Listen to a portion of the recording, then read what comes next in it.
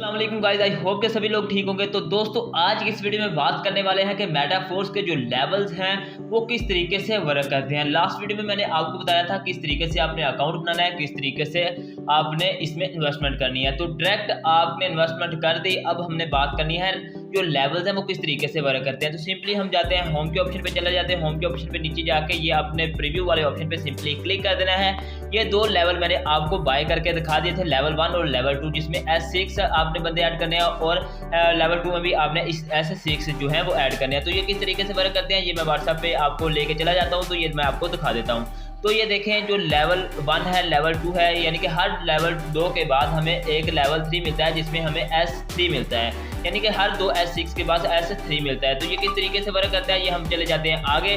S6 किस तरीके से वर्क करता है, सिंपली जो पहले दो बंदे हम ऐड करवाते हैं, ये देखें जो ऊपर रेड लाइन से मार्क किए हुए हैं, ये अगर दो बंदे हम ऐड करवाते हैं तो उसकी अर्निंग जो है वो डायरेक्ट आपके अपलाइनर को जाती है या आपके क्रॉस लाइनर को जाते हैं, यानी कि जिसके आप रेफरल हैं उसको जाती है। अगर मैं आपको रेफर करता हूँ, अगर आप उसके आगे दो रेफर करते हैं तो जो आपके दो रेफर की अर्निंग है वो मुझे आएगी, क्योंकि मैं आपका अपलाइनर हूँ, आपको उन दो की अर्निंग नहीं होगी। उसके बाद हम बात करते हैं जो नेक्स्ट 3 बंदे हैं उनकी अर्निंग जो है वो डायरेक्ट आपको जाएगी, यानी कि अगर मैंने आपको रेफर किया 3 बंदों को, नेक्स्ट यानी कि 2 बंदों को ऐड किया तो वो मेरी अर्निंग गई अपलाइनर को। अगर मैं उससे के बाद 3 बंदों को ऐड करता हूँ तो उनकी जो अर्निंग है वो डायरेक्ट मुझे आएगी, यानी कि अगर आप मेरे रेफरल हैं, अगर आप 2 रेफर ऐड करते हैं तो उनकी अर्निंग मुझे आएगी। उसके बाद अगर आप 3 रेफर ऐड करते हैं तो उनकी जो पूरी की पूरी अर्निंग है वो आपके ट्रस्ट वॉलेट में चली जाएगी।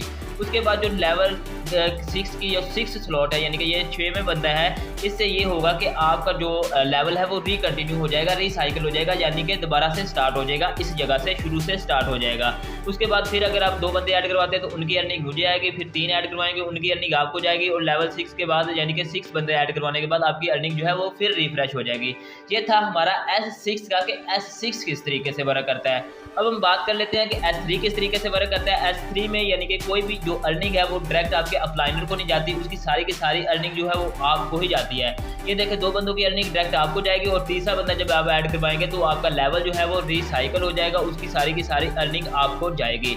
इसी तरीके से इस जगह पे मैंने एक बंदा ऐड करवाया तो सिंपली उसकी जो ये वाले बंदा ऐड करवाया इसकी अर्निंग जो है मेरा रेफरल ऊपर बैठा है उसको चली गई है। इसी तरीके से एक बंदा इधर ऐड हुआ है, वो भी उसकी अर्निंग भी मेरे रेफरल को, यानी कि जिसका जो मेरा अपलाइनर है उसको चली जाएगी। उसके बाद अगर मैं ये वाले 2 बंदे नीचे ऐड करवाएंगा तो उसकी अर्निंग मुझे आएगी, और इस तीसरे की भी मुझे आएगी, और चौथे पे मेरा लेवल जो है वो रिफ्रेश हो जाएगा।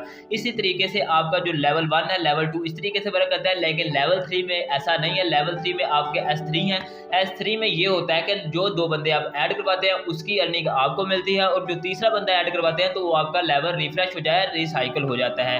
इस तरीके से जो मेटाफोर्स के लेवल्स हैं वो वर्क करते हैं। जितना बड़ा आपका लेवल होगा, यानी कि अगर S3 बाय करेंगे तो आपकी जो अर्निंग है वो ज़्यादा होगी।